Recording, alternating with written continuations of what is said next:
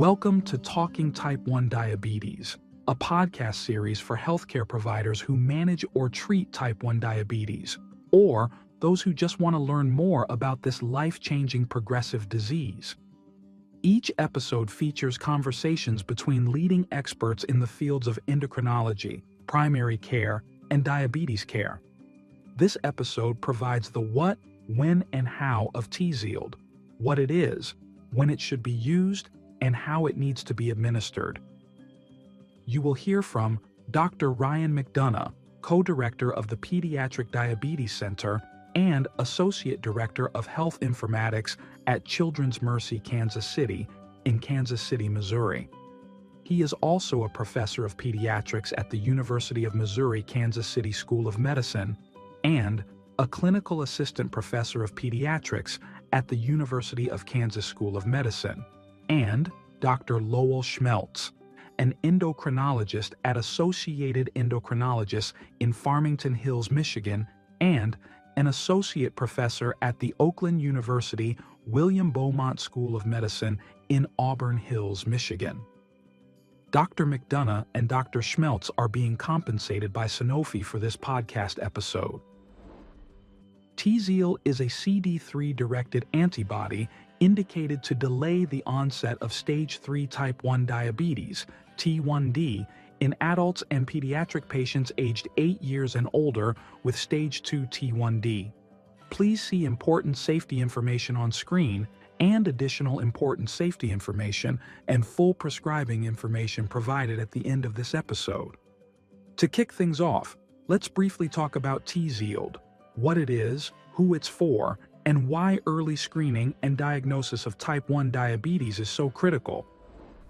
So teplizumab is a CD3 monoclonal antibody used in patients with stage 2 type 1 diabetes to help delay the onset and progression to stage 3 type 1 diabetes. And so identifying patients ahead of time who are at risk to develop diabetes has been a wonderful way to help them on their journey to make it a much smoother transition rather than how many patients often get diagnosed, either with an episode of diabetic ketoacidosis or being misdiagnosed with type 2 diabetes, and then only over time with poorly controlled diabetes and seeing a diabetes specialist being able to correctly be identified as having an autoimmune form of diabetes. I was going to say, Lowell, I think that's a great introduction to TZIELD, and it really helps us by reformatting or reframing the way we've thought about diabetes diagnoses in the past. Kids and adults, when they historically have thought to be having their initial episode of DK or their initial episode presenting with diabetes, is when we diagnosed it. But we all know that there had been a lot of steps, a lot of days, weeks, months, years even before someone presented clinically with the signs and symptoms of diabetes, that the disease process was actually ongoing. Everyone remembers the day they were diagnosed because it was so traumatic. And so the idea of a diaversary of that day I got diagnosed, what if we were to change that? What if we were to change that whole mantra that people don't remember what day they got diagnosed, that they got identified earlier and got educated gradually over time and didn't have such a traumatic episode? I think that would really just change the way we think about type 1 diabetes and the onset of it. And that, I think, brings us back to this understanding that the disease didn't start the day that we diagnosed stage 3 or insulin-requiring diabetes. We know that there were predecessors, there were precursor stages that led to this final diagnosis. And that is where we have our area of opportunity. Stage 1 type 1 diabetes is the presence of two autoimmune markers, two autoantibodies that are suggestive of nearly a 100% lifetime risk of developing insulin-requiring diabetes. Those patients have normal glycemia. They're not symptomatic. When you start getting that progression of the beta cell destruction, once you start getting into a point where your blood sugars are not quite normal but are not quite to the diabetes range yet, now you're in the second stage. You're in stage 2 type 1 diabetes. Stage 3, what we all historically have known. That's when you come in, overt hyperglycemia, you have an insulin requirement now, and that is where we have our area of opportunity, is to stop diagnosing people only at that moment and to really identify them in stage 1 and stage 2. And I think you brought up a good point. We've talked about that we're being able to intervene with education before someone is clinically diagnosed with stage 3 type 1 diabetes. But we also know that having that knowledge ahead of time reduces risks of DKA at diagnosis pretty dramatically. That we're I think it's something like 93% reduction in DKA if we identify them earlier. Exactly. I mean, we're able to give people the knowledge around the signs and symptoms. What are they looking for? So that it isn't something that is a surprise. They have the ability to intervene, to talk to their doctor when those signs and symptoms start to develop. And we see that they present with much lower A1Cs. They have better long-term control and those much lower risks of DKA at diagnosis. Thank you for that insightful overview, highlighting the importance of early screening and diagnosis. Now, let's hear from our experts about how we can take advantage of this window of opportunity and what can be done when patients are diagnosed with stage 2 T1D.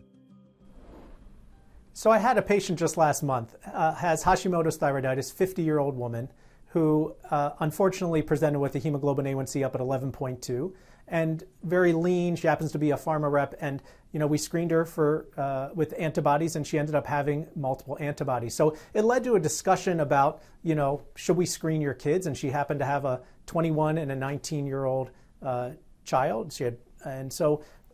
She talked to them, and both the children wanted to get screened. And so we did antibody testing for both of them, and it turns out that her daughter, 21 years old, had 3 autoantibodies positive for type 1 diabetes. Her son also had 3 positive. The difference between them is son had a hemoglobin A1C of 5.2, so stage 1 of type 1 diabetes. The daughter actually had an A1C of 5.7, and so she technically is stage 2. So that really opened up a whole different bag of worms of what do we do when we identify people earlier who are beginning to develop dysglycemia. So we actually asked her if she wanted to do something about it. Obviously, we talked earlier about the education, and she happened to have a college roommate who happens to have type 1, so she sort of knew a lot about it. And so she asked if there is anything we can do. And so we've started down the path of teplizumab for her, using TZIELD in that stage 2 type 1 diabetes patient with mild dysglycemia. And she at this point is now scheduled for infusion. That's great. What kind of conversation did you have with her? What questions did she ask along the way to make sure that it was the right treatment course for her? Obviously, we talked about the benefits and potentially delaying the onset of stage 3 disease.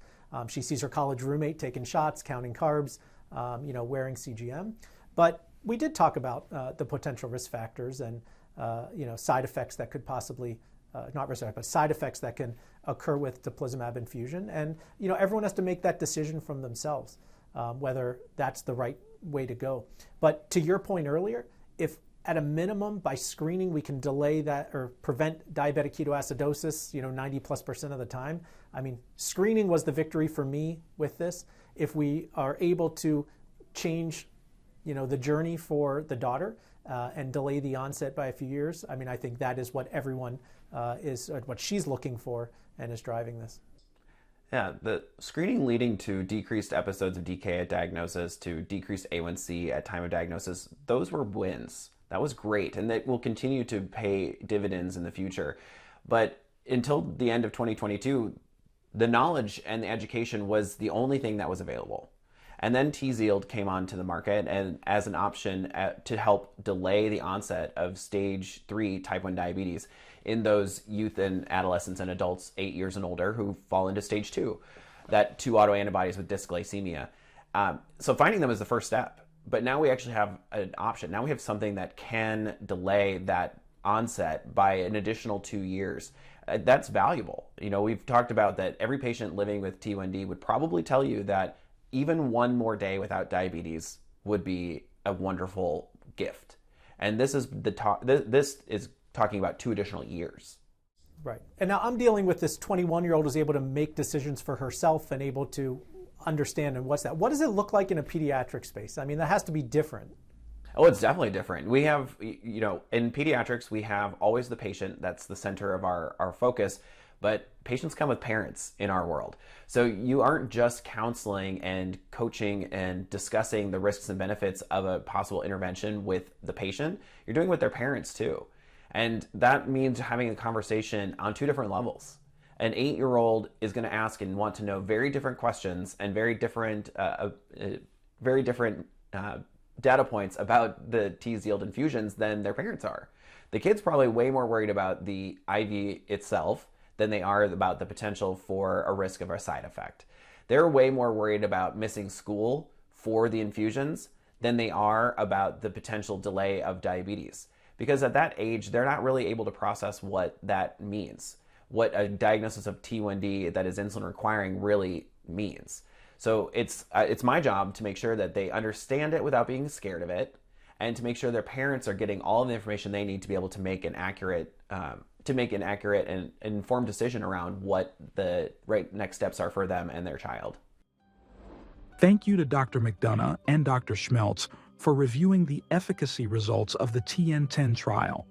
The TN10 trial was a phase 2 randomized, double-blind, event-driven, placebo-controlled study in 76 patients, 8 to 49 years of age, with stage 2 T1D. In the TN10 trial, patients treated with TZIELD spent twice as much time in stage 2 compared to the placebo group. The median time to stage 3 onset was 50 months for TZIELD-treated patients versus 25 months for those on placebo. This represents a hazard ratio of 0.41, with a 95% confidence interval of 0.22 to 0.78 and a p-value of 0.0066, all determined by an adjusted Cox proportional hazards model. For patients already in stage 2 T1D, the median follow-up time in this trial was 51 months. Please remember, individual patient results may vary. Please refer to the full prescribing information for additional details on the clinical trial results. Now, let's get into the how of TZIELD infusion and hear from our experts about the guidance they offer patients to prepare them for TZIELD infusion. So with the recent patient that I just described earlier, I reached out to my Sanofi team and worked with the TZIELD Compass program to check on her insurance coverage, and we were very lucky that her insurance plan was very supportive of TZIELD infusions. And so they really helped guide me through the process of trying to identify an infusion center, providing training for the infusion center staff who had not infused teplizumab before, and then also a patient advocate team to educate the patient. So independent of my education for the patient, it's wonderful to have support people to help talk with the family, talk with the patient about what to expect through treatment and what she could do around the time of treatment, right? I mean, can she go back to her normal activities? And the answer was absolutely yes, but really talk through the 14 days of what the infusion looked like and get her going. So again, she's teed up to go in the next few weeks. Ryan, what's been your experience with getting teplizumab and TZIELD ordered and implemented at your institution? Yeah, I mean, the first step is, like you said, engaging the Sanofi team. The Compass program is exceedingly helpful in navigating through that process and making sure that the medication is procured and ready to go. We used our outpatient infusion center for the hospital for our infusions. And I'll tell you a little story about my first encounter with it, because infused drugs is still relatively new, especially in the world of pediatric endocrinology. I know in a lot of adult endocrinology. Yeah, it's new, right? This is one of those things that's been done in gastroenterology and rheumatology for ages, but this is the first time in endocrinology we've really gotten into this space. So I am a pediatrician. I'm a bit of a nervous Nelly at baseline. So my first patient, he comes in, he's in the infusion center. I come to the infusion center, do an exam, meet with the nursing team, and then I sit down in his exam room. And the nurse looks at me and says, were you planning to stay? And I said, oh, well, yeah, it's the first time. I just thought I would come, I'd be here, I'd be ready to go. And the nurse said, no, we do this all the time. We will call you if we need you. You can go. And I said, okay, I just thought I would be there just in case, but I will go. Here's my number. Page me if you need me. Well, I come back the next day, and the same nurse happened to have the assignment for his second infusion, and she looked me dead in the eye and said, I hope you're not planning to come here every day. And I said, well, I kind of was. And she said, we have got this under control. And I think that is an important little bit of comfort for the endocrinologists out there who haven't done this before, is that it feels new to us. But the facilities that do the infusions, the nurses that are behind the scenes doing the actual IV starts and infusion of the medication, they do this all the time. So they are experts They know what they're doing. They want us there to help support them, but we need to give them a big round of applause for being able to comfort those of us who are our first timers. But I'll tell you, it just went really smoothly after that. And so I know there's different ways that different clinicians that I've talked to have done this. Some are doing 14 days of an infusion center, patient goes every single day. I know others that are doing, the first 5 days of teplizumab, it's a dose escalation, pretty much doubling the dose for the first 5 days, and then that 5th dose continues up to day 14. And, they don't feel, if they're going to have a response, it can happen anytime, or a reaction, it can happen anytime, but usually in those first 5 days. And so many centers are doing just the first 5 days at an infusion center, and then opting for home nursing. And that's sort of what my adult patients sort of prefer. They don't want to go somewhere. If someone's willing to come to their house and do this infusion, it's only 30 minutes, right, the infusion. And then, they seem happier being in their own surroundings, on their own couch, being able to watch their own TV versus having to, be sick and go to a, hospital each day for their infusion. And then I had one patient, my first patient ever treated, it was full 14-day home infusion. He was really happy to do that. And again, it comes down to the experience of our colleagues who do home nursing, who do home infusions, who have that expertise that, again, the support that we got both from Sanofi and these infusion centers has been great. And we talked about the ramping up of the dose. As part of the ramping up, we also recommend during that first 5 days pre-treatment with some medications to help prevent the potential side effects. Antihistamines, antipyretics, antiemetics. What's your experience? Have you had patients need them beyond that first 5 days, or does that seem to really do the job? So again, what we're trying to mitigate and prevent is if someone has what we call cytokine release syndrome, sort of a, you get potentially fever, shaky, trembly, sort of an initial reaction, that you have some medications on board to balance out. And this happens with biologics frequently. Again, we're new to this biologic space, but everyone else who does these is pretty common with them. I have had my first patient actually with that home infusion on day 4, did have a reaction, exactly cytokine release response, lasted about 5 hours. But because he had the antipyretics, the anti-nausea, he did just great, and we continued on. He never missed a single day of his infusion. We did have the question at hour 4, should we send him to a hospital, get checked out? But talking to the nurse supporting over the phone, we were able to keep him at home, keep him comfortable, keep him out of the hospital. Lowell, tell me about your experience with picking the infusion line. How did you decide what kind of line you were going to put in for your infusions? So I think your decision's very different than mine. I think if you have a little kid, I'd throw a pick line, a midline, whatever you want, something where you're not going to be jabbing the kid every single day. Adults are sometimes, most of the time, a little bit more cooperative with that. And so I've generally just done daily IVs. And again, with the skill of these nurses to be able to place IVs day after day for 14 days. And don't forget, there is some monitoring liver function. You want to monitor, white blood cells a little bit. So there are other sometimes needle pokes as well if you pick the IV route. I think with your pick line, you can draw blood off that, right? That makes life easy. Well, it's so funny you say that, because in pediatrics, we actually use a lot of peripheral IVs and draw from them. That is a very common practice in pediatrics. So my first patient, who was an 11-year-old young man who was an active wrestler, and we were in wrestling season during his infusions, and we chose to do peripheral IVs, and we would leave them in for a day or two if they were good, if they flushed, and of course the nurses were very diligent about making sure it was well dressed. But we took them out on the days he was going to have wrestling practice or a wrestling tournament, and then we would put him back in the next day. So I think it's an important discussion to have with your patients about what's right for them and what your expertise and your experience is being able to use different sorts of lines. I've heard from colleagues who do peripherals every day, that do our approach of peripherals every few days, midlines, pick lines, and it's really going to come back to what is right for you and what's right for the patient, and your ability to manage that line. But again, you had an 11-year-old wrestler. Was he able to wrestle, or did he have to sit out at all? Yeah, he wrestled the entire time, did wonderful in a tournament that weekend, and he did not let the TZIELD get in the way of his success or his ability to continue enjoying his wrestling. So in working with the TZIELD Compass program, I think when they've talked to insurance companies, every insurance sort of has their own TZIELD guideline or teplizumab guideline at this point. But most of the ones I've interacted with patients for really are following sort of the same criteria they used in the TN10 trial, right? So you had to have someone at stage 2 of type 1 diabetes, so they'd have at least 2 positive autoantibodies. They needed to be over the age of 8, and they needed to have some measure of dysglycemia, as you sort of already pointed out. A1C, fasting blood sugar elevated, a 2-hour glucose tolerance test with some abnormal measure, or I like what you mentioned earlier, that 10% rise in A1C from baseline. That's actually in many of the policies.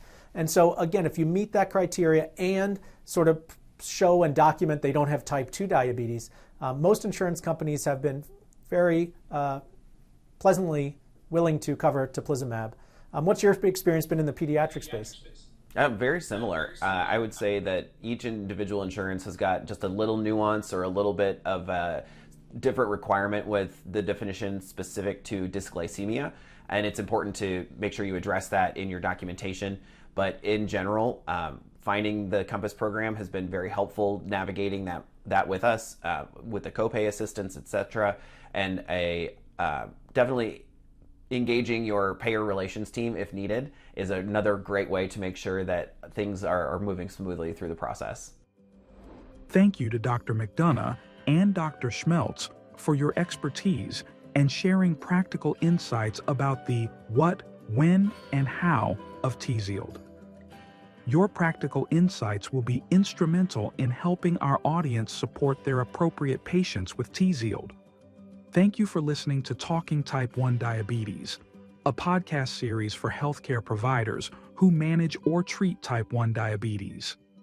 Be on the lookout for other episodes of the Talking T1D podcast, available on TZIELD-HCP.com and YouTube.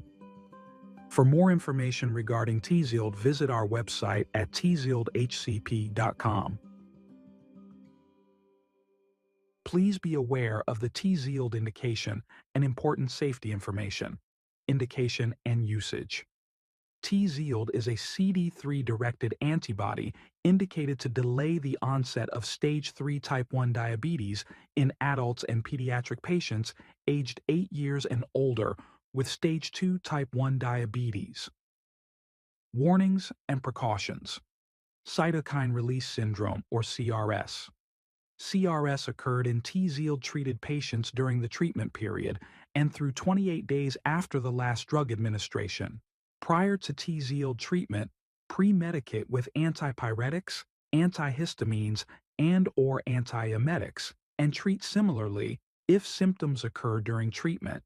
If severe CRS develops, consider pausing dosing for 1 to 2 days and administering the remaining doses to complete the full 14-day course on consecutive days, or discontinue treatment. Monitor liver enzymes during treatment. Discontinue TZIELD treatment in patients who develop elevated alanine aminotransferase or aspartate aminotransferase more than 5 times the upper limit of normal, or ULN, or bilirubin more than 3 times ULN. Serious infections. Use of TZIELD is not recommended in patients with active serious infection or chronic infection other than localized skin infections. Monitor patients for signs and symptoms of infection during and after TZIELD administration. If serious infection develops, treat appropriately and discontinue TZIELD. Lymphopenia. Lymphopenia occurred in most TZIELD-treated patients. For most patients, lymphocyte levels began to recover after the 5th day of treatment and returned to pre-treatment values within 2 weeks after treatment completion and without dose interruption. Monitor white blood cell counts during the treatment period. If prolonged severe lymphopenia develops, less than 500 cells per microliter lasting 1 week or longer, discontinue TZIELD. Hypersensitivity reactions. Acute hypersensitivity reactions including serum sickness, angioedema, urticaria, rash, vomiting, and bronchospasm occurred in TZIELD-treated patients. If severe hypersensitivity reactions occur, discontinue TZIELD and treat promptly. Vaccinations. The safety of immunization with live attenuated, live vaccines with TZIELD-treated patients has not been studied. TZIELD may interfere with immune response to vaccination and decrease vaccine efficacy. Administer all age-appropriate vaccinations prior to starting TZIELD. Administer live vaccines at least 8 weeks prior to treatment. Live vaccines are not recommended during treatment or up to 52 weeks after treatment. Administer inactivated, killed vaccines or mRNA vaccines at least 2 weeks prior to treatment. Inactivated vaccines are not recommended during treatment or 6 weeks after completion of treatment. Adverse reactions. Most common adverse reactions, more than 10%, were lymphopenia, rash, leukopenia, and headache. Use in specific populations. Pregnancy may cause fetal harm. Lactation. A lactating woman may consider pumping and discarding breast milk during and for 20 days after TZIELD administration.